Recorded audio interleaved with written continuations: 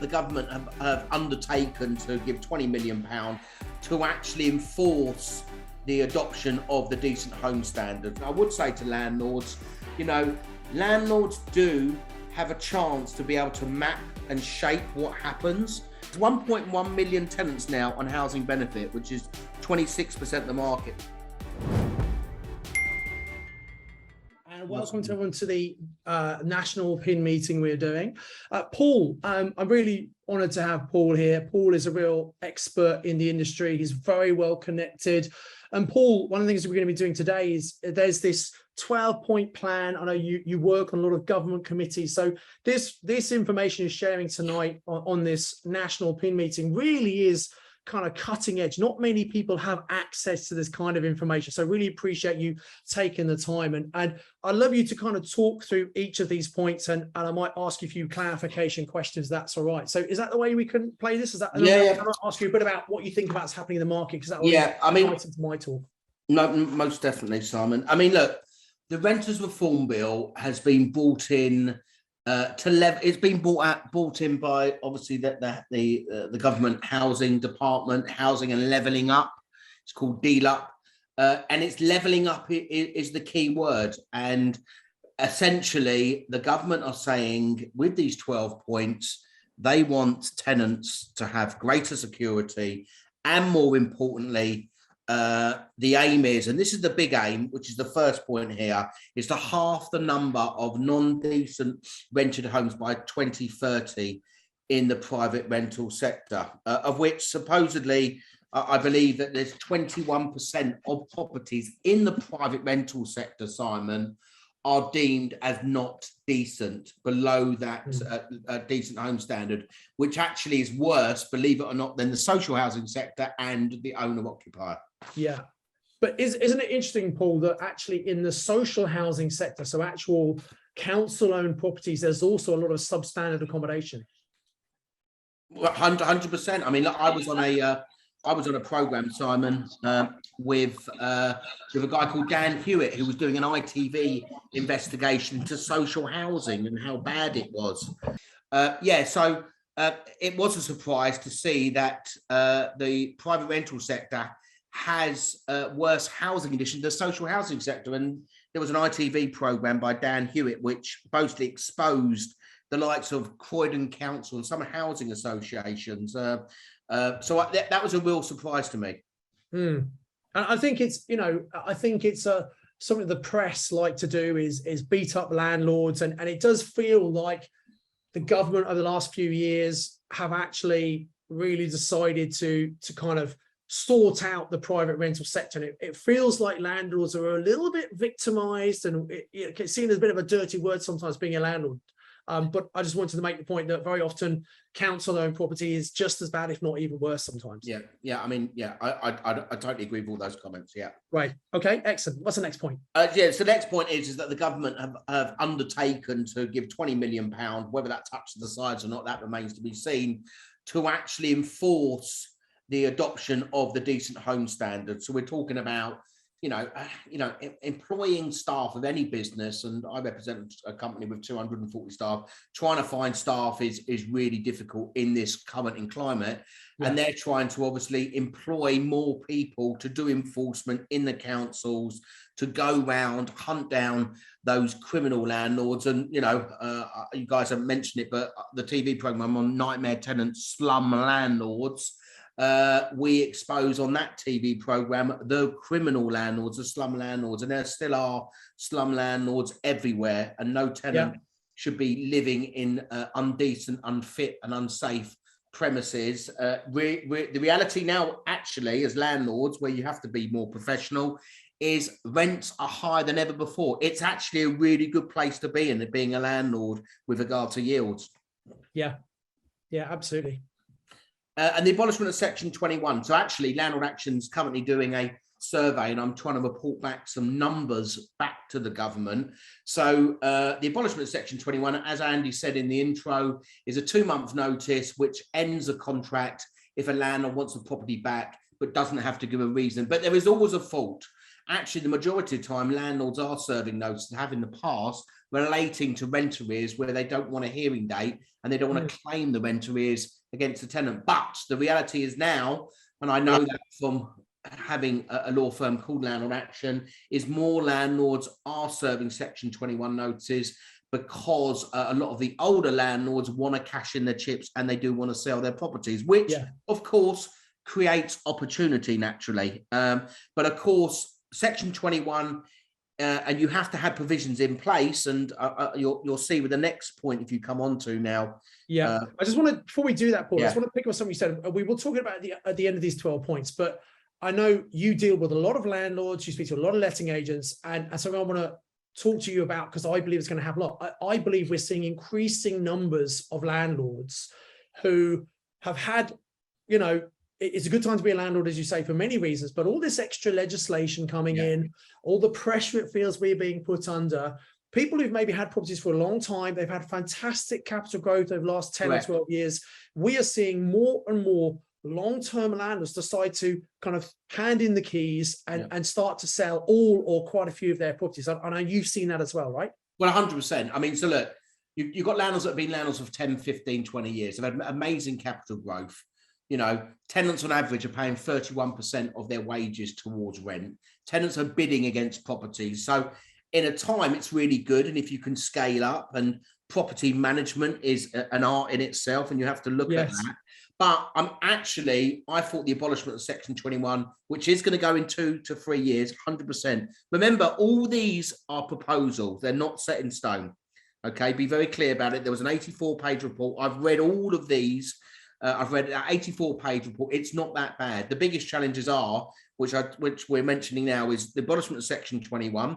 So if you come on to this next, and I'm conscious of time, Simon, we're reforming the grounds of Section 8. So landlords have the ability to make sure they get their property back easier if they're going to court. So we're looking at 9 extra grounds. So if you want to sell the property, if you want to move back into the property, they're mandatory grounds. If you've got antisocial behaviour, you shouldn't, a lot of landlords relied on Section 21. It's a ground under Section 8. But the problem you have with that is that a lot of co-tenants or that may be in an HMO may be threatened and intimidated by a tenant that may have mental health issues, which is an issue. So they're strengthening the grounds on Section 8.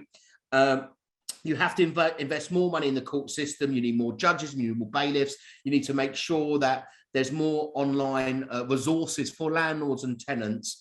And actually, it's really weird, actually. I just got an email today from my local MP, who is Teresa Villiers, who used to be in the cabinet, and I'm going to meet her to talk to her about court delays because she raised the question in House of Parliament. So we're getting all the data together and explaining to the government in a big survey that we've done. Maybe we can send you the link and you can send it out for landlords that have served Section 21s. What's the reason you've served it? Because no one really knows. It's all guesswork. The next thing on point 5 is rent increases. Let's be really clear. In Scotland and in Wales, rent capping is on the agenda, a given. I can tell you that now. I was in March. I was hosting an event for one of our brands, My Deposits. I spoke to one of the housing ministers in Scotland. That's very much on the agenda in Scotland. Okay, even talking about the grounds being discretionary grounds. In England, they're saying that the landlord can only put the rent up once a year, which is very reasonable. And let's be honest, Simon, a lot of landlords out there don't actually put the rent up. They've got a good tenant. They've got a good some of these landlords who are retiring. And I think there's a real a policy, a concept within being a landlord. You say if you've got a really good tenant in there, you're more reluctant to put the rent up because you want to keep that good tenant there. Correct. If they've been there for a number of years, I think a lot of landlords have rents that are now out of line with the market. So here's 100%. A recommendation for everyone listening who does have property is you should really be checking in with the current market rents, because market rents, I don't know if you've got an estimate, Paul, but I've heard figures of last year rents going up as much as 20% in some areas. Well, the rents, on a recent forecast with Good Lord, I think rents in the Northwest have gone up something like 35%. Now, the reality is, if you haven't put the rent up for, obviously there's a cost of living crisis and there's going to be so many challenges and wages can't keep up to speed with, obviously, with regard to what's happening there with regard to inflation, which was, 9.5%. The reality is I know I've got a good pal of mine who's a landlord. He's got 100 properties. He hasn't done any rent reviews for 4 years. He put rents up £300 on a property, and the tenants were paying it because they realised it was still below market rent, and they couldn't afford to move, and they wanted to stay in the property. But there is going to be a squeeze. Be very aware about that. Q3, Q4, Q1 next year. We haven't. I mean, I looked at my bank account literally yesterday, and I saw an energy bill, and I don't even know if it's gas or electricity, and I should know, and I should ask my wife. I had a bill for £320 for 1 month. Yeah. Right. I mean, that's a lot of dough, you know. And what I'm saying to you is that is going to be a big squeeze when we go into winter months. But with regard to rent increases, you can put it up once a year. It has to be reasonable. If it's not reasonable, the tenant has the ability to challenge it with a first tier tribunal. That's not unreasonable, is it? So I know it's not. And here's a quick question, Paul, because I know we've got to move on. But what's the reason we're at? So is the rate of inflation, is that a reasonable rate to put things up by? Well, you know what? It depends where your property is, and you know what it is. I speak to agents, I speak to landlords on a daily basis. Tenants are bidding against properties. They are, yes. I've got one agent that's got 15 tenants bidding for one property, so and that's low, believe it or not. Yeah. So you look at it, you think, when did I put it up? You know, then you have to take it. Who's here? That's so funny. I saw him. Team, can we make sure we're muting people, please? Thank you. So the reality is they're saying inflation is 9%. So, you know, with 5%, 10%, could that be deemed as reasonable? Most probably, but depending as to when you put the rent up previously, you might not put the rent up for 3 years previous to that. Yeah. As I said, most landlords don't put the rents up every year. Yeah. So the next point is a single ombudsman. So actually, this is going to relate to redress. So there's 2.3 million landlords out there, Simon. Every single landlord, okay, and you have it in Wales, you have it in Scotland, but in England, will have to be part of a redress scheme. And yes, I represent a redress scheme called the Property Redress Scheme, and we've got almost 17,000 members. But the redress schemes at the moment relate to letting agents and estate agents and property sources and property education and rent to rent and all that. Anyone that's taking rent, okay, or managing a property has to belong to a redress scheme. Otherwise, they could get a fine up to £30,000. What the government are saying is now tenants are paying more rent than ever. Landlords should still and have the ability to make sure that the tenant has a good journey as a customer, because your tenant's a customer, because we wouldn't be sitting around having this Zoom meeting if there was no tenants, would we?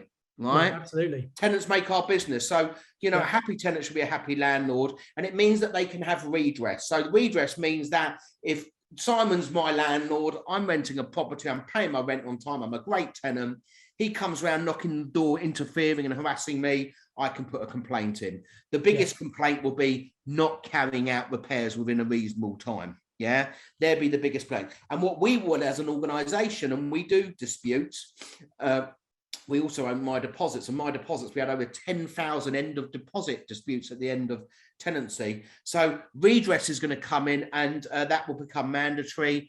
And then to target unacceptable court delays. Now, obviously, we have many court cases in the court system. What they're planning to do is bring in mediation, but you can only bring in mediation, which will form part of the court process in the future. Mediation will have to be carried out very early on at notice stage. They tried to pilot a system of mediation when it went to review hearing and court hearing, but by that time, the relationship between landlord and tenant is too acrimonious. You know, you won't be able to do some sort of settlement agreement, because, of course, this is a business. And actually, if you can mediate, and we did a lot of mediation, we have a mediation business at Hamilton Fraser. When the court when the notice periods went to 6 months during COVID, and we were doing mediation between landlords and tenants, where landlords were writing off rent arrears so they could get vacant possession quickly. Point 8, and this is really important, right? The introduction of a new property portal to make sure tenants, landlords, and local councils and agents will have access to information. By i.e., you know, it's a bit like your car. you have an MOT for your car. It's like an MOT for property. Every property has a URL number. I know the deposits in the deposit scheme. I know there's a gas safety and EPC. I know obviously that's compliant with all the electrical standards. Okay. And actually it's in one place. At the moment, everything's everywhere. So actually this makes sense. And I think that's actually a good idea. It's a good plan. And it will be linked as well to the land registry, So there'll be a national framework, setting fires, investigation powers. You've got to remember all of these are suggestions. The hardest thing, and this is what the job that I do, and I'm meeting government in 2 weeks' time relating to redress and all these different, our organisation, we have four of us on various different working groups. There is a renters reform department now being set up by the housing and levelling up department that are going to be looking to bring this in. There's a call to evidence. They're actually doing loads of consultations because actually, and I would say to landlords, landlords do have a chance to be able to map and shape what happens. The problem you have with the government is they're civil servants. They don't understand the property industry. So they have to learn. And that's where, to a certain extent, Shelter do really well in the sense that they're very good at campaigning. I know they're a housing charity. They don't house anyone, but they're good at campaigning. So actually, it's important to engage. And that's why I'm going to see my local MP about court delays. So when you can, you should try and speak to your local MP if there's something that you feel strongly enough about relating to the Renters Reform Bill. Great. And it's great to have you, Paul, as a landlord yourself. I think you're putting in probably a different perspective. And yes, there are lots of dodgy landlords out there. And obviously it's important to make sure those are controlled, but also you see lots of dodgy tenants and a lot of people who take advantage of landlords' good nature sometimes. 100%. Let's be very, very clear. And I didn't go well when I was mentioning this and you know me, Simon, I'm not shy in coming forward. No, absolutely. I was at a tenant organisation group and invited to sit on a panel, and I did turn around and say, let's be very clear, there's far more rogue tenants than there are rogue landlords. Be very clear about that, and I can tell you from my 30 years of experience at doing this. Point 10, right, and this is important. The government has said that you as landlords, let's say you advertise your property yourself and you're a hands-on landlord and you do let and full management, or you use an agent, you cannot advertise and say no DSS allowed. All right, that is discriminatory. Discriminatory. You can't do that. The reality is there's and I'll give you some stats actually, which is actually quite high. There's 1.1 million tenants now on housing benefit, which is 26% of the market. 73% of renters are working in the private rental sector, and actually 43% of renters out there are between 16 and 34. The type of tenant has changed dramatically in the last 10 years. There's older tenants now more than ever. 30% of tenants have children. But more importantly, you've got to realise that 45% of tenants out there don't have any savings at all. Now, this is business. If you've got numerous tenants coming to do applications and looking at your property, firstly, you've got to be quite stringent with regard to your pre-referencing stage, because you don't want to do 101 different viewings in a couple of days, do you? So actually, referencing is the key, and obviously full referencing, open banking, making sure that they have the right to rent check. But what you can't do is say no DSS. But if you've got a professional couple that work at the hospital and they're offering to pay you £300 more than a DSS tenant, who are you going to pick? And unfortunately, because of what's going to happen, because of the abolishment of Section 21, there is going to be unintended consequences. And unfortunately, the more vulnerable people in the market are going to be affected. Also, with regard to pets. Now, the tenant, with the new rules coming in, and as I said, I reckon this will come in 2 to 3 years. It's got to go through Parliament. I'm Simon, you're my landlord, I'm your tenant. I can say, I have a dog. I would like to request that I have a pet in your property. Now, if you're in a block of flats and you've got a head lease, depending on the type of dog or whatever, it could be a no-go. And actually, Simon could say to me, sorry, my head lease prohibits me from having that. Now, if I've got a freehold property. Now, if you say no to me, Simon, you have to give a good reason why you're declining me. But what you can insist on is that I take pet insurance to cover you for damages. We're not talking pet insurance if the dog's ill. We're talking pet insurance that covers you for damages. And I can tell you now, with my deposits hat on, very small disputes at my deposits are actually relating to pets, believe it or not. You know, a lot of it is cleaning, wear and tear, damage, and all that. But a small minority. I think it's good that a tenant should have a pet. They stay longer and actually they will pay you more rent. You know, and I think it's good for someone's welfare. I have one of my properties, and the owner has a very, very large dog, and the dog does cause damage to the property. Yes, but what type of property is it? It is a house. It's a semi-detached property. So in the old days, you could ask for 8 weeks rent. It's now 5 weeks rent. That goes against the landlord. Yeah. So actually, you turn around and say, well, look. And of course, it's discretionary now. It's not mandatory. This is not mandatory. These are suggestions, right? Yeah. You have to give a reason why. So basically, the argument I would have is turn around and say, okay, then fine. I'm worried because, of course, under the tenant fee ban, you can't put a pet claim in there. So what they're going to have to do is they're going to have to change the tenant fee ban rules and regulations about pet insurance, that the tenants have to pay pet insurance. But the argument you could turn around and say is actually, that's fine, but I want an extra 40, 50 pound a month, you know? Yeah. And then there's some leeway there. And then the last point on point 12, and I'm coming to the end of this section, on point 12 is the government were talking about passports, deposit passports. So sometimes you have a tenant that pays a month's deposit. At the end of their tenancy, there's a dispute. They can't get their deposit out the deposit scheme, and they can't move on to another deposit scheme. So what they're going to try and do is have a certain, whether it's, they talk about loans, we've got a deposit replacement alternative. They're looking at ways of seeing how there can be a deposit passport to help tenants be able to move. Because of course it's expensive to move, to find about month's deposit, moving fees and all the added costs. That's been kicked into the long grass a little bit at the moment, but they're looking at it. So these are the 12-point plans. Don't fear it as landlords. If you're professional, you'll get it, you'll adjust. And unfortunately, there are going to be more costs. And when there are more costs, who's the person that pays the price for that generally? It's generally the tenant, unfortunately, because of course rents go up. And we've got a lack of stock at the moment as well. Stock is dwindling. You speak to any agent out there, they need more properties.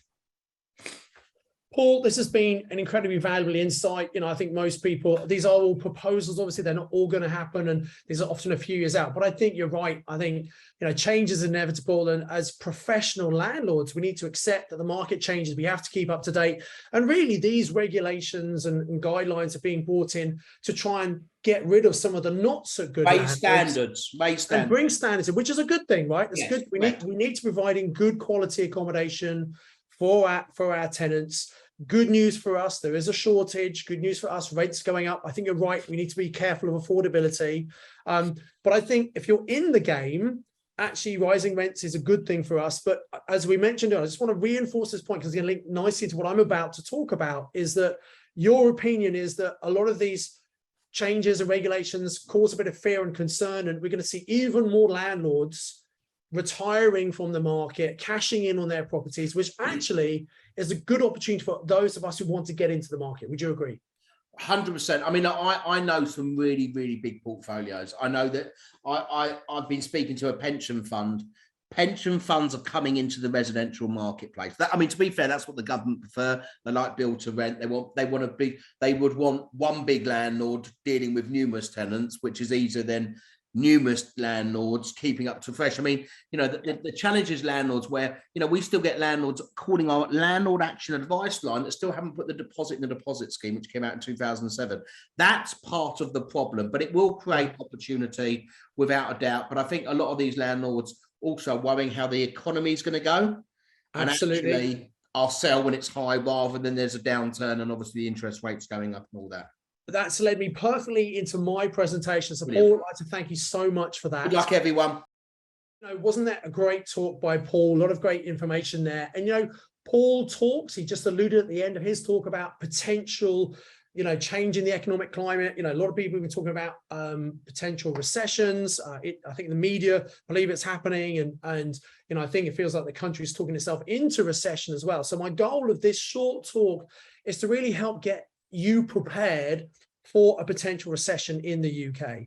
Now, look, nobody knows what's going to happen in the economy. Nobody knows what's going to happen to property prices. I certainly don't know, but history does leave clues for us.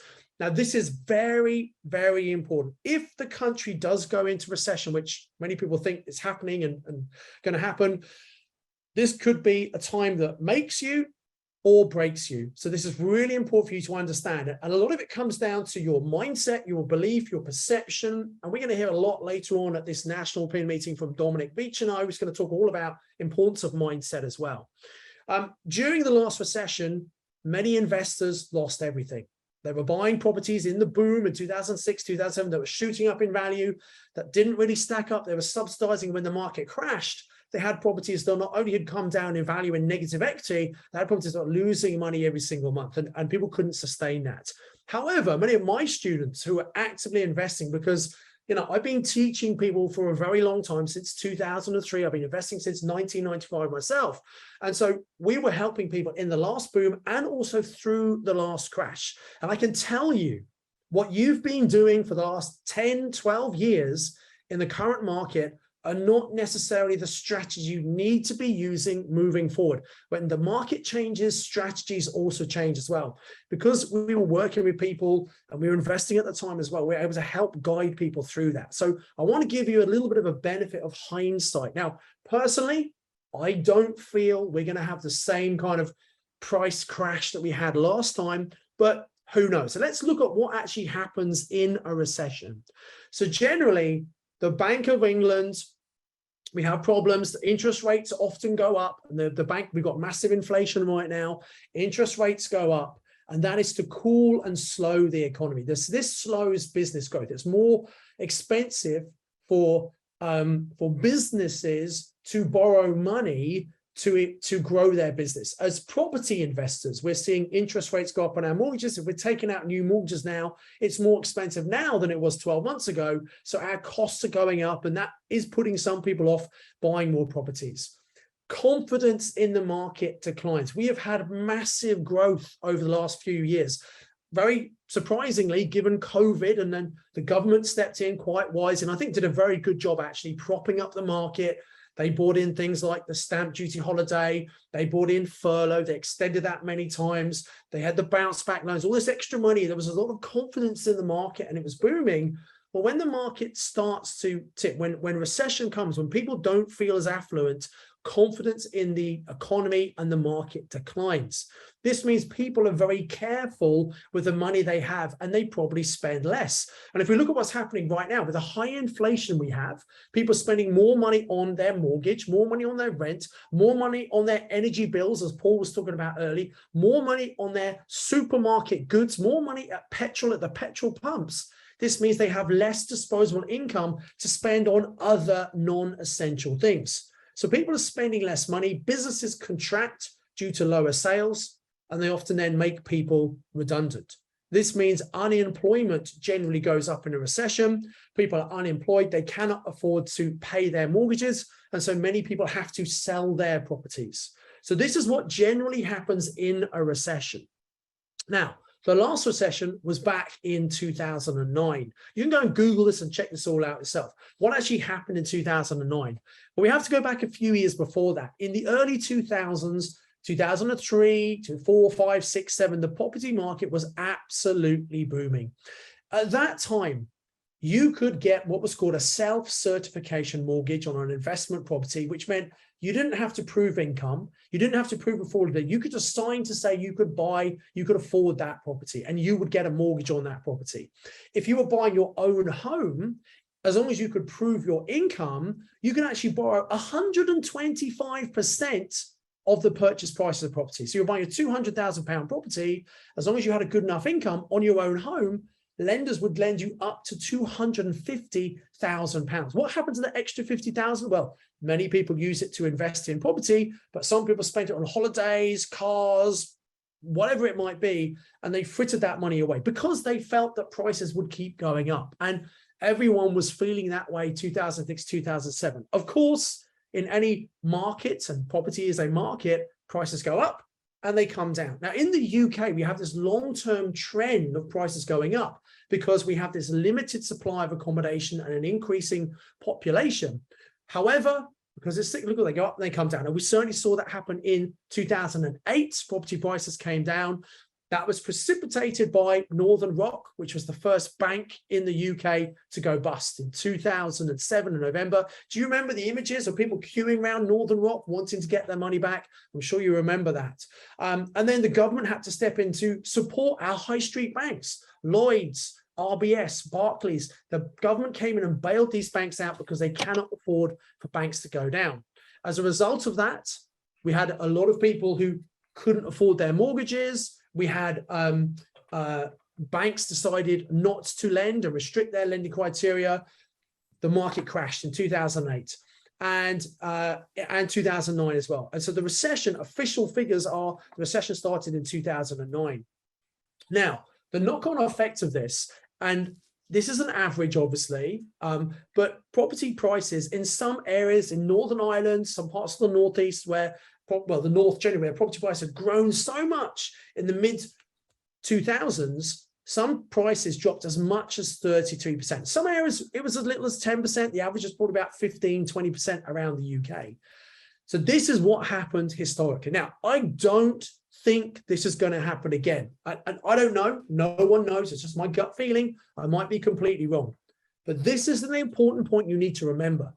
Many landlords, the ones that Paul talked about earlier, who've been investing, 20 plus years, they remember the crash. They remember their property prices coming down 10, 20, 30%.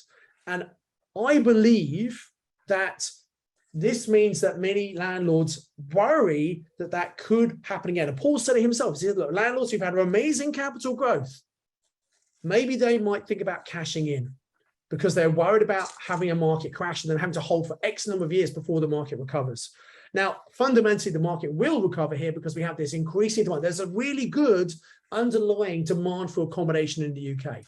But what's happening right now, and what does it all mean for you? Well, let's relate this directly to landlords. And Paul's touched on a lot of this earlier.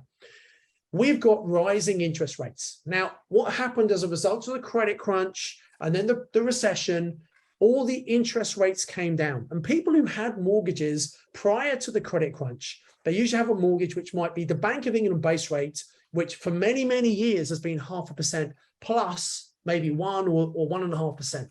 That means the effective pay rate on many people's mortgages was often as low as 1% up to about 2 or maybe 3% kind of maximum. So for many, many years, landlords have had properties, ones that didn't really stack up in 2007, 2008.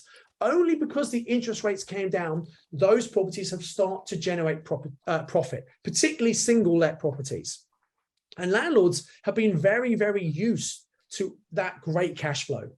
And then obviously this year particularly, we've seen interest rates start to creep up. Now, they've not jumped up, they're creeping up. And each month we look to see, what's going to happen. Is the Bank of England going to put the base rate up? And whereas before we saw, all of the members on the board, the 9 members voting to keep rates what they were for many, many years, we're now seeing one of the last scenarios, we had 6 of the members saying they want to keep it the same, 3 saying, actually, no, we want to increase it more. And so what that means is I think we're seeing more and more pressure on the Bank of England to rise interest rates. Now, there is a balance here because the government has so much national debt. They spent so much money during the pandemic. They cannot afford for rates to go up too much because they won't be able to afford the national debt. So the Bank of England is in a pretty tricky place here. But what this means is these increasing interest rates mean that landlords who've had lots of profit before, they're seeing their monthly profits being squeezed because interest rates come in. Now, we have seen rents go up. So that's the pro here. That's the benefit. But as we mentioned earlier with Paul, there's an affordability factor. Rates can't go up too much. We also have this double whammy effect. Now, back in April 2017, the government brought in what's called Section 24. This was a change to the way that we as property investors are taxed on the profit from our property portfolios. very quickly, if you have a property in your own name, which was always the best way to own property, and if you have mortgages, which the majority of investors have, and if you're a higher rate taxpayer, which not all, but many property investors, because they have a job and a business and they got property as well, many of them are higher rate taxpayers. If you own property in your own name with a mortgage and a higher rate taxpayer, you are going to be paying a lot more tax now. Now, this was phased in over 4 years from April 2017. It's now fully in place. Many landlords have converted their properties to a company structure, and moving forward, most people invest in a company because at the moment, companies are not affected by Section 24. Many landlords have sold up, and many landlords have not done anything. They didn't really feel the pressure because they had so much good cash flow from their property, but now interest rates are going up and they're concerned about them going up higher. They're starting to feel the effect of this. Add to this the fact that the proposed changes to energy performance certificates, they're saying by 2025, every property is going to have a C rating. I don't know about you. I've looked at lots of my properties. I've got a few C's, many of mine are D, and some of them I can improve to C level. I just need to spend some money on them. Some of them are going to be very difficult to improve up to that C level. And again, this is something else. Landlords are saying, well, hang on, am I going to have to spend more money on my property just to make it less rentable? I don't know if they're taking away Section 21. There's all this fear and concern from landlords, as Paul agrees, and he's in a very good position. And we've got PIN meetings around the country. We're seeing this more and more landlords, particularly long-term landlords, are considering selling up. Now, there's always going to be some landlords entering the market and starting their property journey, and some people exiting and retiring. But we're seeing more than ever in the next year or two, lots of landlords selling up and retiring. And after all, they've had this fantastic capital growth over the last 12 years. They're saying, well, maybe I should cash my property in now, take my money out before prices drop, before we could see a market correction or even a crash. So I don't think there's going to be a crash, but there might be the perception that there might be a crash. So we're seeing many landlords now and over the next year cashing in on their properties. So the question is, with all the landlords looking to sell, will there be an oversupply of property to the market, which means we might see a dip, which is going to precipitate this problem? Or maybe, who knows, there's a massive underlying demand for accommodation in this country. Will all this supply be soaked up by this underlying demand? And the honest answer is, well, nobody knows what's going to happen, but it's all about this fear. And, if the market does start to correct, and in some areas, we've got people all around the country, they're reporting, hey, price is still booming. Many people are reporting, actually, valuations are starting to come down. There's less interest in some estate agents. They're getting less offers and things. So, as we see the market start to correct, I think many landlords might be fearful of a crash. What does that mean for you? It means there are going to be some great opportunities available. If the market does crash, if it does turn, what we've used for financing, that might change in the future as well. So there are things we have to do to adapt. So should we wait to buy? If the market's going to come down, should we wait, or should we just buy now? My honest view is, if you find a deal that stacks up, that makes you money now, that adheres to the 5 golden rules I talk about in Property Magic, particularly rule number 2, buying an area of strong rental demand, and there's good demand around the UK now. Rule number 3, make sure we buy for positive cash flow. It must make money every single month. Rule number 4, hold for the long term. If you're following those golden rules, my view is actually, as long as it makes sense now, buy the property. Yes, it might be worth less in 12 months' time, but if you're holding long term, does it really matter? As long as it makes cash flow and you can afford to hold it. If you're looking to buy now and sell in a year's time, that might be a bit different. But if you're holding long term, it doesn't really matter. You see, the problem with waiting is, if you wait, let's wait till the market corrects and crashes. Well, that might not happen. We don't know what's going to happen, and you end up waiting. I know people who've not been buying for the last 4 years because they felt the market was too expensive. They thought it was going to crash. They've missed out on the last 4 years of capital growth.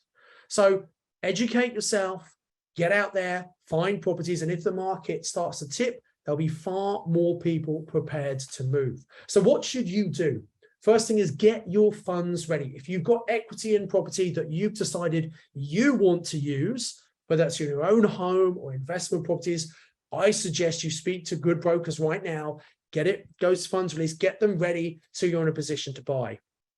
Upskill your specialist knowledge. If the market changes, what you've done historically may not be the best thing. And I personally think some of the creative finance strategies like purchase lease options, like vendor finance, which you might have heard about, but do you really understand? If you don't understand these things, back in 2008, 2009, many lenders stopped lending, and those were the kind of strategy we had to use to be able to acquire property. So you've got to upskill, you've got to learn how to do that. And, we have various courses on that, obviously.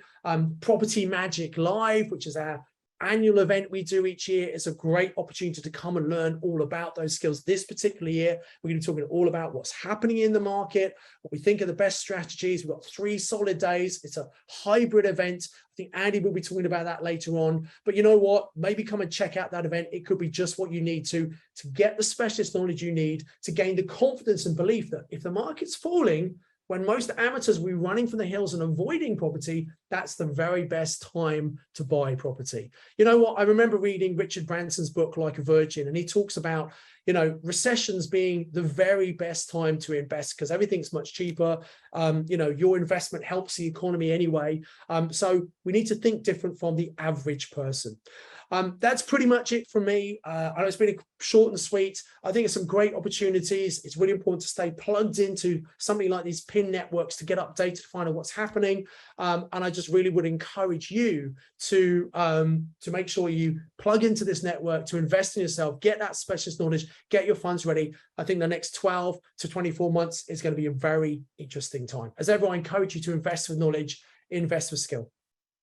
So I do hope you've enjoyed that presentation from Paul Shamplina, and also from me understanding what's happening in the property market and what the opportunity is for you over the next 12 months.